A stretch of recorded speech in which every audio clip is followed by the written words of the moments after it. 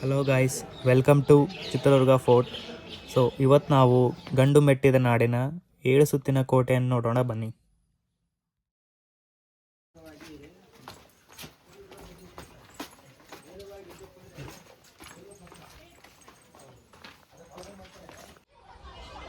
ನೀವು ಇವಾಗ ಏನು ನೋಡ್ತಾ ಇರಲ್ಲ, ಇದು ಯುದ್ಧ ಟೈಮಲ್ಲಿ ಗುಂಡು ಹಾರಿಸಿರೋ ಕಲೆಗಳು.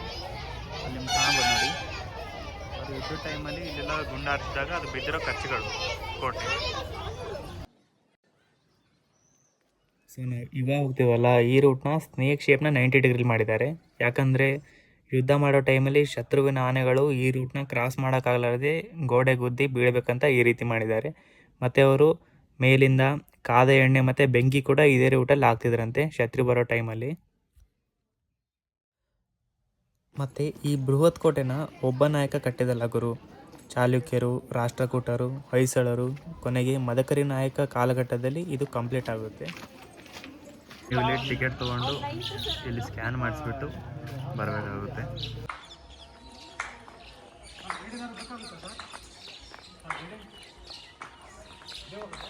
ಇದೆ.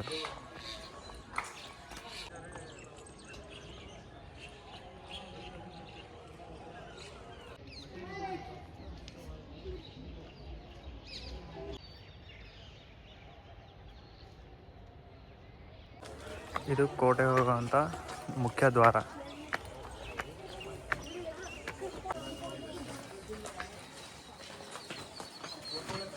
ಚಿತ್ರದುರ್ಗ ಕೋಟೆಯಲ್ಲಿ ನಿಮಗೆ 3 ದೇವಾಲಯ ಸಿಗುತ್ತೆ. ಒನಕೆ ಓಬವ್ವನ ಕಿಂಡಿ, ಏಕನಾಥೇಶ್ವರಿ ದೇವಾಲಯ, ಸಂಪಿಗೆ ಸಿದ್ದೇಶ್ವರ ದೇವಾಲಯಕ್ಕೆ ಇದು ದಾರಿ.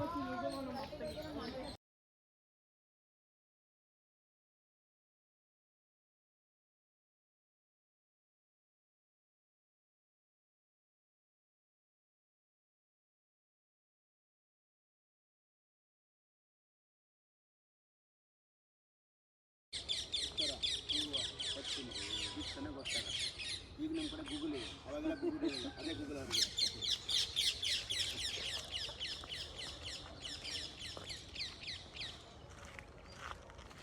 ಅದು ಎಲ್ಲ ಮಣ್ಣಲ್ಲಿ ಮುಟ್ಕೊಂಡಿತ್ತು. ಅದು 2004-2005ರಲ್ಲಿ ಬದುಕಿನ ಕಾಲದಲ್ಲಿ ಎಲ್ಲ ರಾಜ್ಯಗಳು ಮಿಸ್ಟೇಕ್ ಕೆಲಸ ಮಾಡ್ತಾ ಇದ್ದಾರೆ. ಹಾಗಾಗಿ ಅವ್ರ ಕಾಲದಲ್ಲಿ ಮಿಸ್ಟೇಕ್ ಎಕ್ಸೆಪ್ಟ್ ಮಾಡಿದ್ದಾರೆ. ಹಿಂದೂಸ್ತಾನ್ ಆಗಿರೋದು, ಸೂಚಿನ ಬಾಗಿಲು, ಶಿರಂಗಿಯ ಕೋಟೆ,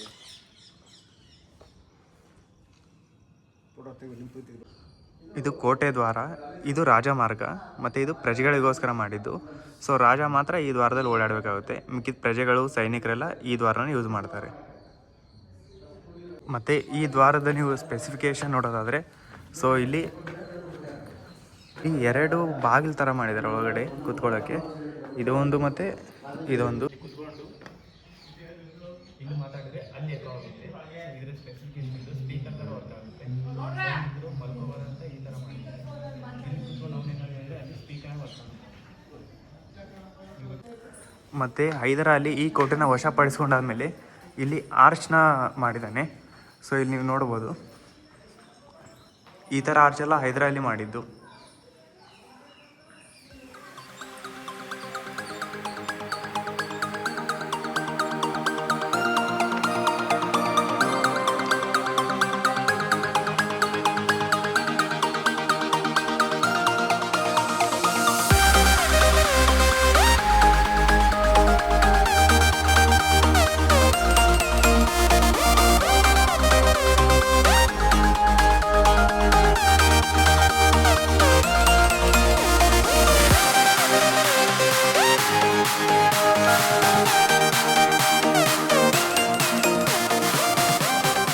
ಕೋಟೆಯ ಮಧ್ಯಭಾಗಕ್ಕೆ ಎಂಟರ್ ಆಗ್ತಿದ್ದೀವಿ. ಇವಾಗ ನೀವೇ ನೋಡ್ತಾ ಇದ್ದೀರಾ, ಇದು ಕೋಟೆ ಮಧ್ಯಭಾಗ.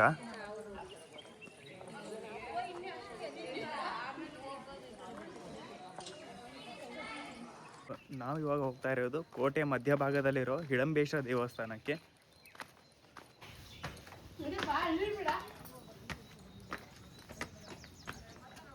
ನೀವು ಅಲ್ಲಿಂದ ಈ ಕಡೆ ಬಂದು ಇಲ್ಲಿ ಮೇಲಿಂದ ಈ ಕಡೆಯಿಂದ ಹತ್ಕೊಂಡ್ಬಂದರೆ ಇಲ್ಲಿ ಹಿಡಂಬೇಶ್ವರ ದೇವಸ್ಥಾನ ಇದೆ. ಬನ್ನಿ ಇವಾಗ ಇದರ ಒಳಗಡೆ ಹೋಗೋಣ. ಮಹಾಭಾರತ ಕಾಲಘಟ್ಟದಲ್ಲಿ ಇಲ್ಲಿ ಹಿಡಂಬ ಇರ್ತಾನೆ. ಸೊ ಈ ಹಿಡಂಬ ಇರೋದಕ್ಕೆ ಈ ಜಾಗದಲ್ಲಿ ಹಿಡಂಬೇಶ್ವರ ದೇವಸ್ಥಾನ ಕಟ್ಟಿದ್ದಾರೆ. ಇಲ್ಲಿ ಹಿಡಂಬ ನೆಲೆಸಿರ್ತಾನಲ್ಲ ಅದನ್ನು ಶಾಸನದ ಮೂಲಕ ಇಲ್ಲಿ ಕೊರೆದಿದ್ದಾರೆ. ಇಲ್ಲಿ ನೀವು ನೋಡ್ಬೋದು ಈ ಶಾಸನದಲ್ಲಿ ಹಿಡಂಬ ಹೇಗಿರ್ತಾನೆ ಅಂತ ಎಲ್ಲ ಮೆನ್ಷನ್ ಆಗಿದೆ. ಇಲ್ಲಿ ಸ್ವಲ್ಪ ತೆಲುಗು ವರ್ಡ್ಸ್ ಕೂಡ ಯೂಸ್ ಮಾಡಿದ್ದಾರೆ. ಈ ದೇವಸ್ಥಾನದ ಬಗ್ಗೆ ಎಲ್ಲ ಇದು ಲಿಪಿಯಾಗಿ ಕೆತ್ತಿದ್ದಾರೆ. ಇದು ಹಿಡಂಬೇಶ್ವರ ದೇವಸ್ಥಾನ. ಇವಾಗ ಸ್ವಲ್ಪ ಕ್ಲೋಸ್ ಆಗಿದೆ. ಇದ್ರ ಒಳಗಡೆ ನಂದಿ ಮತ್ತೆ ಎಲ್ಲ ಇದೆ. ಸೊ ನಿಮಗೆ ಕತ್ಲಲ್ಲಿ ಸ್ವಲ್ಪ ಕಾಣ್ಬೋದು. ಮತ್ತು ದೇವಸ್ಥಾನ ಕ್ಲೋಸ್ ಆಗಿದೆ. ಶಿವರಾತ್ರಿ ಟೈಮಲ್ಲಿ ಇದು ಓಪನ್ ಇರುತ್ತೆ ಅಂತ ಹೇಳ್ತಾರೆ. ಇದು ಕೋಟೆ ಟಾಪ್ ವ್ಯೂ ಆಗಿರುತ್ತೆ. ಸೊ ನೀವು ಇಲ್ಲಿ ನೋಡ್ತಿದ್ದೀರಲ್ಲ, ಇದು ಬಂದು ಒನಕೆ ಓಬವ್ವನ ಕಿಂಡಿಗೆ ದಾರಿ ಆಗಿರುತ್ತೆ. ಮತ್ತು ಈ ದಾರಿ ಬಂದು ಹಿಡಂಬೇಶ್ವರ ದೇವಸ್ಥಾನಕ್ಕೆ ದಾರಿ. ಮತ್ತು ಅಲ್ಲಿ ಟಾಪ್ ವ್ಯೂ ನೋಡ್ತಿದ್ದೀರಲ್ಲ ಮೇಲ್ಗಡೆ, ಅದು ಕುದುರೆ ಹೆಜ್ಜೆ ಆಗಿರುತ್ತೆ. ಎಲ್ಲ ಸ್ಕೂಲ್ ಮಕ್ಕಳು ಕೂಡ ಒನಕೆ ಓಬವ್ವನ ಕಿಂಡಿ ನೋಡಿಕೊಂಡು ಇವಾಗ ಹಿಡಂಬೇಶ್ವರ ದೇವಸ್ಥಾನಕ್ಕೆ ಬರ್ತಾ ಇದ್ದಾರೆ. ಇದೇ ದಾರಿ.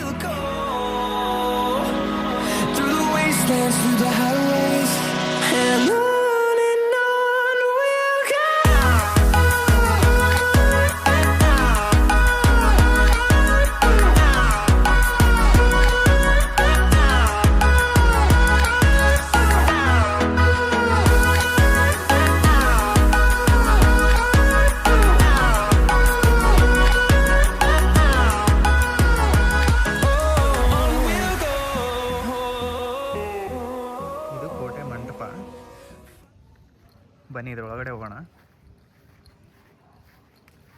ಸೊ ಅವಾಗಿನ ಕಾಲದಲ್ಲಿ ಇಲ್ಲಿ ಮದುವೆ ಎಲ್ಲ ಆಗ್ತಿತ್ತಂತೆ. ಇವಾಗ ಯಾವುದು ಕೂಡ ಆಗಲ್ಲ, ಕ್ಲೋಸ್ ಮಾಡಿಬಿಟ್ಟಿದ್ದಾರೆ. ನೀವು ನೋಡ್ಬೋದು ನೀವು ಇದನ್ನ.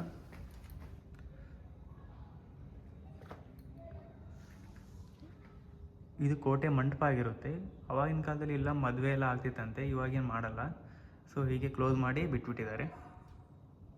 ನೋಡಿ ಗುರು, ನೀವು ಈ ಥರ ಆರ್ಚು, ಇಡೀ ದುರ್ಗ ಫುಲ್, ಕೋಟೆ ಫುಲ್ ಈ ಥರ ಆರ್ಚ್ಗಳು ಕಾಣ್ತವೆ. ಸೊ ಇದು ಅವರು ಇದನ್ನು ಬಾಗಿಲು ಥರ ಯೂಸ್ ಮಾಡ್ತಿದ್ರಂತ ಅವಾಗ. ಈ ಥರ ಆರ್ಚ್ ನೀವು ಎಲ್ಲ ಕಡೆಯೂ ನೋಡ್ಬೋದು. ಇಲ್ಲೊಂದಿದೆ, ಅಲ್ಲೊಂದಿದೆ, ಮತ್ತು ಇಲ್ಲೂ ಕೂಡ ಆರ್ಚ್ ಇದೆ. ಇವಾಗ ಅರಮನೆ ಕಡೆ ಹೋಗ್ತಾ ಇದ್ದೀವಿ. ಅರಮನೆ ಕಾಂಪ್ಲೆಕ್ಸ್ ಕಡೆ ಹೋಗ್ತಾ ಇದ್ದೀವಿ. ಇವಾಗ ಇದೇ ನೋಡಿ ಪ್ಯಾಲೇಸ್ ಕಾಂಪ್ಲೆಕ್ಸ್. ಬಟ್ ಇಲ್ಲೆಲ್ಲ ಹಾಳಾಗಿದೆ. ಸ್ವಲ್ಪ ಕಟ್ಟಡಗಳಷ್ಟೇ ನೀವು ನೋಡ್ಬೋದು. ಇದೇ ಪ್ಯಾಲೇಸ್ ಕಾಂಪ್ಲೆಕ್ಸ್. ಇವಾಗ ಸದ್ಯಕ್ಕೆ ಎಲ್ಲ ಹಾಳಾಗಿ ಬರೀ ಗೋಡೆ ಅಷ್ಟೇ ಉಳ್ಕೊಂಡಿದೆ.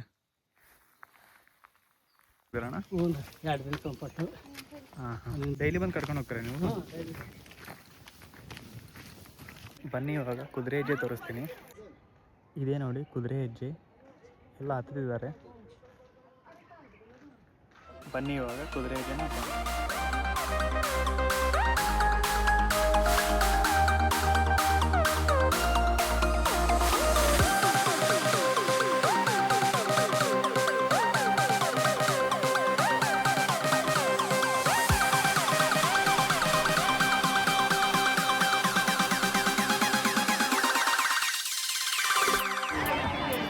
ಅಲ್ಲಿಂದ ಹತ್ಕೊಂಡು ಇಲ್ಲಿ ಮಠ ಬಂದಿದ್ದೀವಿ.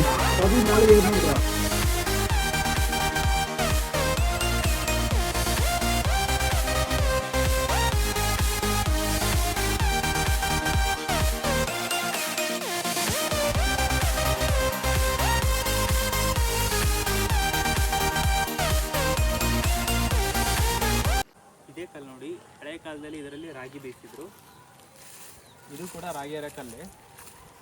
ಮತ್ತು ಇದು ಗಾಯ ಅರೆಯುವ ಕಲ್ಲು ಅಂತೀವಲ್ಲ, ಎಲ್ಲ ನೋಡ್ಬೋದು ನೀವು. ಇದೇ ಬನಶಂಕರಿ ದೇವಾಲಯ. ಸೊ ಇದು ಕಲ್ಲಲ್ಲಿ ಕೊರೆದು ಮಾಡಿದ್ದಾರೆ ಇದು ದೇವಸ್ಥಾನನ, ನೀವು ನೋಡ್ಬೋದು. ಗುಹೆ ಒಳಗಡೆ ದೇವಸ್ಥಾನ ಇದೆ. ಕಲ್ಲಲ್ಲಿ ಕೊರೆದು ದೇವಸ್ಥಾನ ಮಾಡಿದ್ದಾರೆ.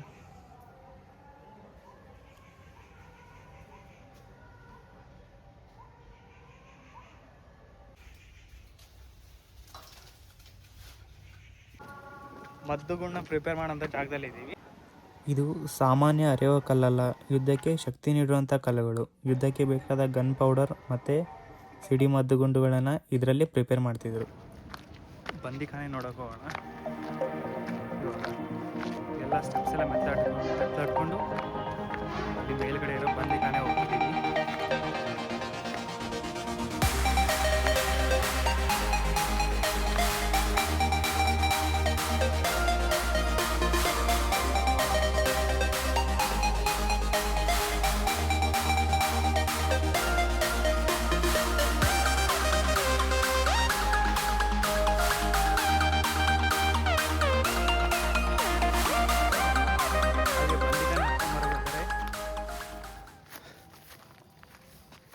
ಇದೆ ನೋಡಿ ಹಾಳಾಗಿ ಬಿದ್ದಿರೋಂಥ ಪಿರಂಗಿ. ಸೊ ಈ ಪಿರಂಗಿ ವಿಶೇಷತೆ ಏನಂತಂದರೆ ಚಿತ್ರದುರ್ಗ ಸಂಸ್ಥಾನ ಪತನ ನಂತರ ಕೋಟೆ ಟಿಪ್ಪು ಸುಲ್ತಾನ್ ವಶ ಆಗುತ್ತೆ.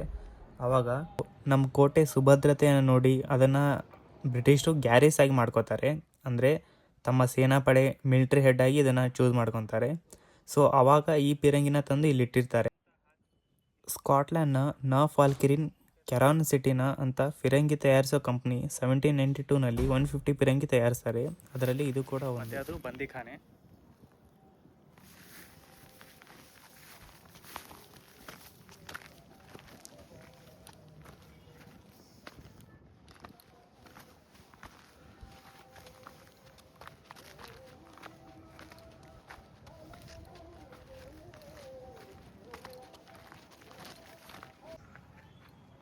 ಇದೆ ನೋಡಿ ಬಂದಿಖಾನೆ, ಜೈಲ್.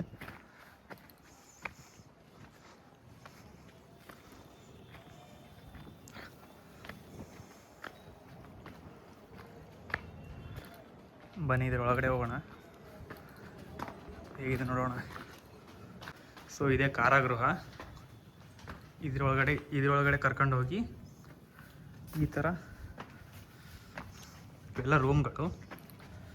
ಸೊ ಇಲ್ಲಿ ಅವರೆಲ್ಲ ಕೂಡಾಕ್ತಿದ್ರು. ಇದೇ ಕಾರಾಗೃಹದಲ್ಲಿ ರಾಜದ್ರೋಹಿ ಮತ್ತು ತಪ್ಪು ಮಾಡಿದ ಪ್ರಜೆಗಳನ್ನ ಇಲ್ಲಿ ಕೂಡಾಕ್ತಿದ್ರಂತೆ ಆವಾಗಿನ ಕಾಲದಲ್ಲಿ. ಇಲ್ಲಿಂದಾನೆ ಅವರು ಎಲ್ಲರನ್ನೂ ಕೂಡಾಕ್ಬಿಟ್ಟು ಇಲ್ಲಿಂದ ಎಲ್ಲ ವಾಚ್ ಮಾಡ್ತಿದ್ರು. ಇಲ್ಲೆಲ್ಲ ವಾಚ್ ಟವರ್ಗಳೆಲ್ಲ ಇದೆ. ಮತ್ತು ನೀವು ನೋಡ್ತಾ ಇದ್ದೀರಲ್ಲ, ಅದು ಇದು ಮತ್ತು ಎಲ್ಲ ಬಂದಿಖಾನೆ ಇವೆಲ್ಲ.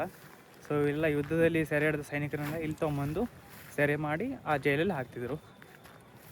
ಮತ್ತು ಅದು ಒಂದೆಲ್ಲ ಸೆರೆಖಾನೆ. ಬನ್ನಿ ಈ ಸೆರೆಖಾನೆ ಹೇಗಿದೆ ನೋಡಿ. ಸೊ ಇದು ಟಾಪ್ ಆಫ್ ದಿ ವ್ಯೂ ಆಗಿರೋದ್ರಿಂದ ಇಲ್ಲಿಂದ ನೀವು ಪೂರ್ತಿ ದುರ್ಗನೇ ನೋಡ್ಬೋದು. ನೋಡಿ ಹೇಗೆ ಕಾಣುತ್ತೆ ಇಲ್ಲಿಂದ ವ್ಯೂ. ಫುಲ್ ದುರ್ಗನೇ ಕಾಣುತ್ತೆ ಇಲ್ಲಿಂದ.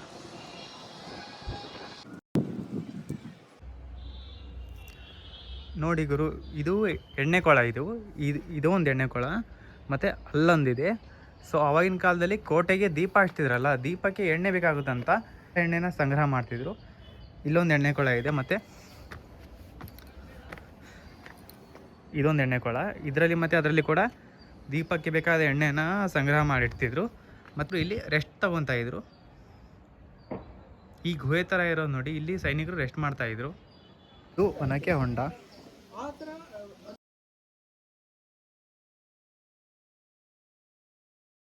ಮಾತೇಶ್ವರಿ ಟೆಂಪಲ್ಗೆ ದಾರಿ.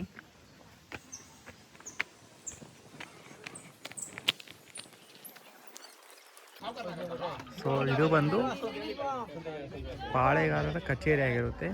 ಎಲ್ಲ ಹಾಳಾಗಿದೆ, ಇವಾಗ ಇಷ್ಟೇ ಉಳಿದಿರೋದು.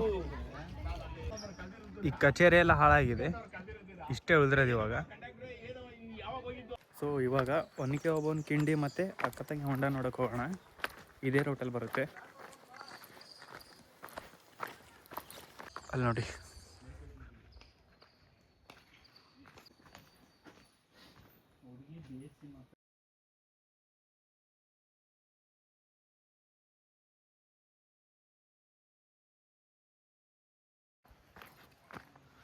ಸೊ ಗುರು, ನೀವು ಇವಾಗೇನು ನೋಡ್ತಿರಲ್ಲ, ಇದೇ ಅಕ್ಕ ತಂಗಿ ಹೊಂಡ.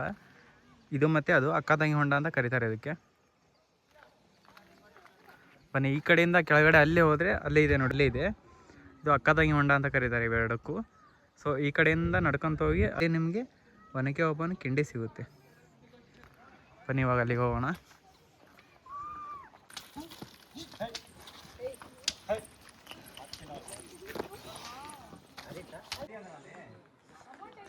ಇಲ್ಲಿಂದ ಕೆಳಗಡೆ ಹೋದರೆ ನಿಮಗೆ ಒನಕೆ ಓಬವ್ವನ ಕಿಂಡಿ ಸಿಗುತ್ತೆ.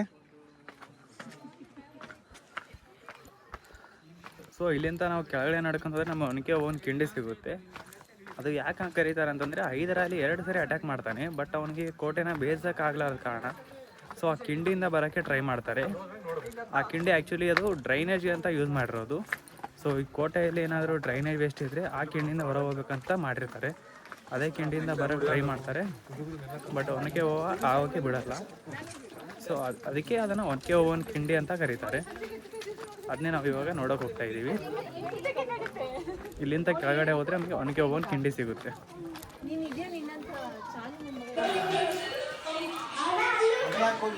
ಮತ್ತೆ ಇವ್ರ ಜೊತೆ ಬಂದಿಲ್ಲ ಮತ್ತೆ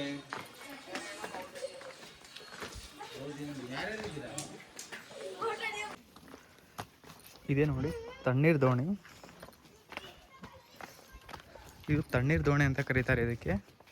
ಸೊ ಇಲ್ಲಿ ಒನಕೆ ಓಬವ್ವರು ತಮಗೆ ಕುಡಿಯೋಕ್ಕೆ ನೀರೆಲ್ಲ ಇಲ್ಲಿಂದನೇ ಯೂಸ್ ಮಾಡ್ತಿದ್ರು ಅಂತ ಹೇಳ್ತಾರೆ. ಇಲ್ಲಿದೆಲ್ಲ ಇದೇ ನೀರನ್ನು ಅವರು ಕುಡಿಯಲಿಕ್ಕೆ ಕೂಡ ಯೂಸ್ ಮಾಡ್ತಿದ್ರು. ಸೊ ಇದು ಝರಿ ಥರ ವರ್ಷ ಪೂರ್ತಿ ಹರಿತಾನೆ ಇರುತ್ತೆ. ಇದು ಎಷ್ಟು ಬಿಸಿಲು ಬರುತ್ತೋ ಅಷ್ಟು ಕೋಲ್ಡ್ ಆಗುತ್ತಂತೆ ನೀರು. ಇಲ್ಲಿ ಬರ್ತಾಯಿದೆ ನೋಡಿ, ಇದೇ ನೀರು. ಹೊರಗಡೆ ಎಷ್ಟು ಬಿಸಿಲಿರುತ್ತೋ ಅಷ್ಟು ಕೋಲ್ಡ್ ಆಗುತ್ತೆ, ಅದಕ್ಕೆ ಇದನ್ನ ತಣ್ಣೀರು ಬಾವಿ ಅಂತ ಕರೀತಾರೆ.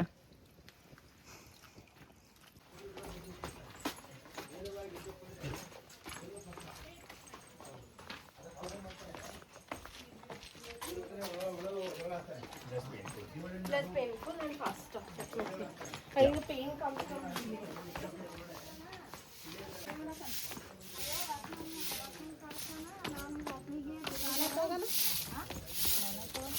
ಮನೆಗೆ ಹೋದ್ಮೇಲೆ ಅಂತನಾ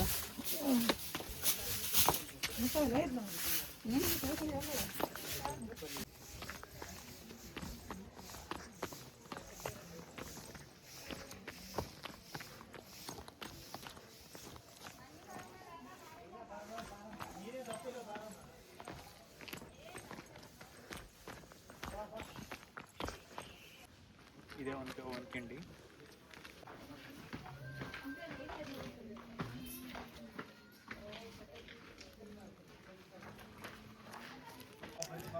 ಇದೇ ನೋಡಿ ಒನಕೆ ಓಬವ್ವನ ಕಿಂಡಿ. ಸೊ ಇಲ್ಲಿಂದ ಹೋಗಿ ಇದರೊಳಗಿಂದ ಆಚೆ ಬರಬೇಕು. ಇದು ಆ್ಯಕ್ಚುಲಿ ಡ್ರೈನೇಜ್ಗೋಸ್ಕರ ಯೂಸ್ ಮಾಡಿರೋದು. ಸೊ ಇದು ಕೋಟೆ ಹೊರಗಡೆ ಹೋಗ್ತಿತ್ತು, ಬಟ್ ಇವಾಗೆಲ್ಲ ಬ್ಲಾಕ್ ಮಾಡಿದ್ದಾರೆ, ಹೋಗೋಕ್ಕಾಗಲ್ಲ.